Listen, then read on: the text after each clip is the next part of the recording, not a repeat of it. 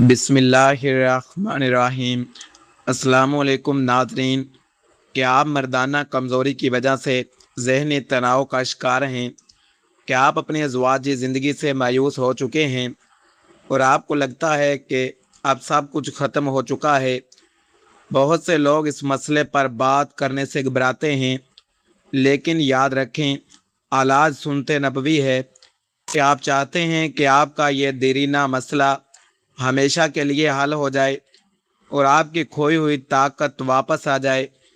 آج میں آپ کو ایک ایسا نایاب نسخہ بتانے جا رہا ہوں جس کا صرف ایک چمچ دودھ کے ساتھ استعمال آپ کی زندگی بدل دے گا۔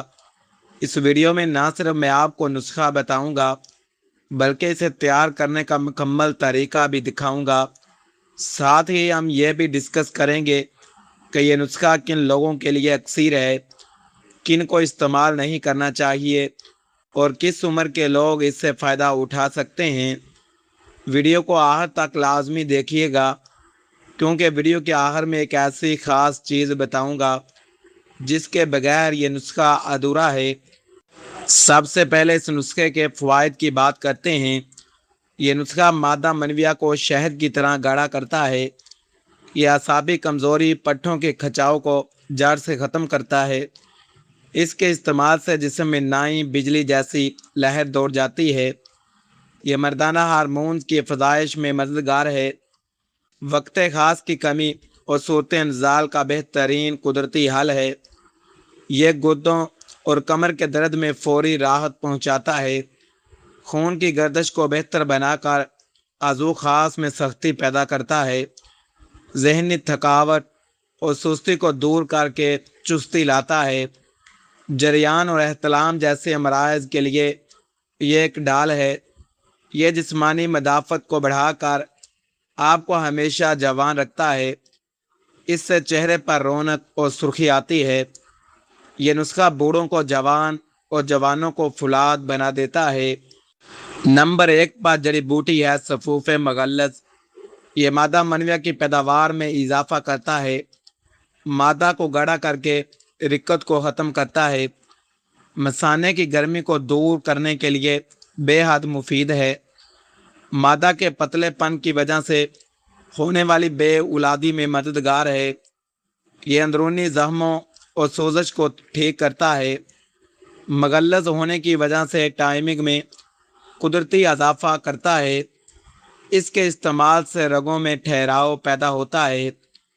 یہ جسم کی عام کمزوری کو دور کرنے کا بہترین ذریعہ ہے۔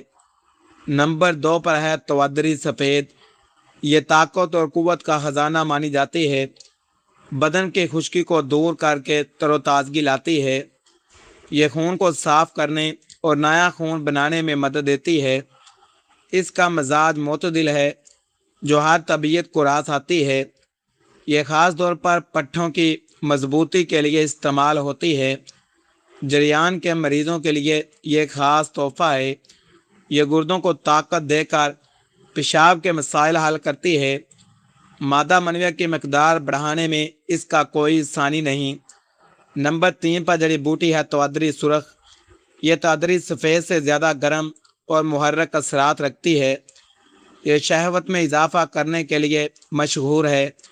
اعصاب کو سکون فراہم کرتی ہے اور سٹیمنا بڑھاتی ہے۔ یہ جسمانی تھکن کو منٹوں میں دور کرتی ہے۔ دبلے پتلے افراد کے لیے وزن بڑھانے اور صحت بنانے میں مفید ہے۔ اس کے استعمال سے جسم میں حرارت عزیزی پیدا ہوتی ہے۔ یہ مردانہ بانجھ پن کے خلاف مدافعت پیدا کرتی ہے۔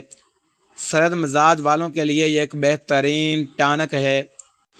نمبر 4 پر جڑی بوٹی ہے پنجہ سالب۔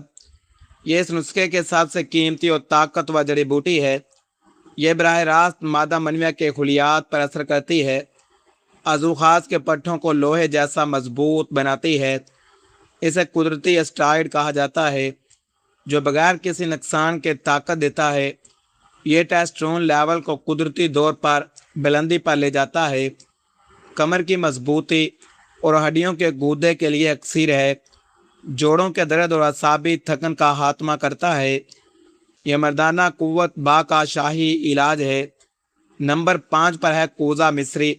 ये नुस्खे की तलखी को ख़त्म करके इसे खुश जायका बनाती है। इसकी तासीर ठंडी है जो नुस्खे की हिद्दत को मुतदल रखती है। ये हाजमे के अमल को तेज़ करती है ताकि जड़ी बूटियाँ जज़ूब बदन बने।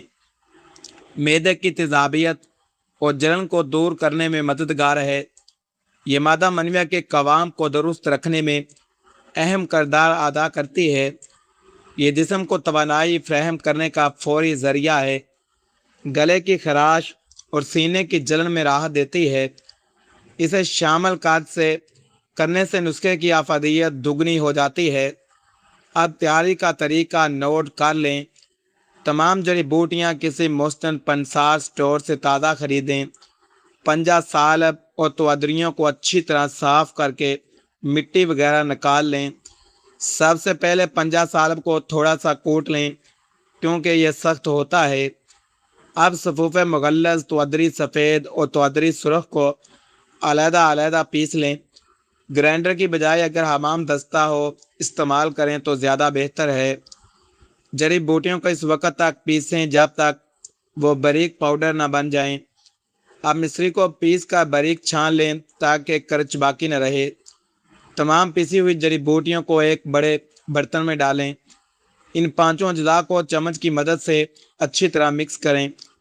मिक्सिंग इतनी अच्छी होनी चाहिए कि तमाम अज्जा एक जान हो जाएं। अब इस तैयारशुदा सफ़ूफ को एक बार बारीक छलनी से छान लें। तैयारशुदा नुस्खे को एक साफ़ और खुश्क शीशे के जार में महफूज करें। जार को नमी और धूप से दूर किसी ठंडी जगह पर रखें।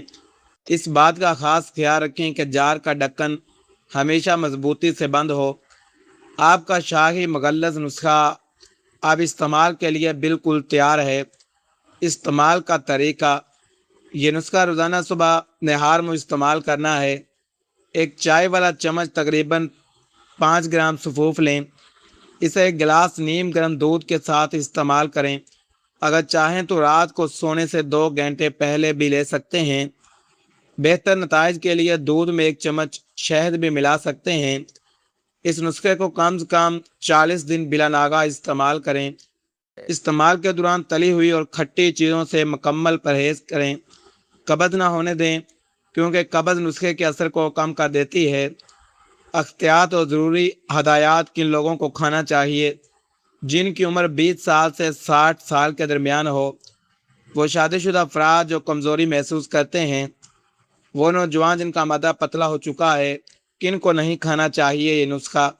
हाई ब्लड प्रेशर के मरीज़ मालिज के मशवरे के बगैर इस्तेमाल ना करें। जिन लोगों का पेट बहुत ज़्यादा ख़राब रहता हो वो पहले हाजमा ठीक करें। शुगर के मरीज़ मिश्री शामिल ना करें, सिर्फ जड़ी बूटियाँ लें। वो ख़ास चीज़ नाज़रीन, जैसा कि मैंने शुरू में कहा था कि इस नुस्खे के साथ एक और चीज़ बहुत ज़रूरी है। इस नुस्खे के साथ आपने रोज़ाना 5 दाने खजूर और 3 अदद अखरोट लाजमी खाने हैं। इसके बगैर इस नुस्खे की तसीर अधूरी रह जाती है। याद रखें, यह वीडियो सिर्फ आपकी मालूमात के लिए है। अगर आपको कोई संगीन बीमारी है तो अपने तबीब से मशवरा ज़रूर करें। ऐसे मज़ीद मालूमाती वीडियो के लिए हमारे चैनल को सब्सक्राइब करें, बेल आइकन को दबाएं ताकि सेहत का कोई राज आपसे छूट ना जाए। शुक्रिया। अल्लाह हाफिज़।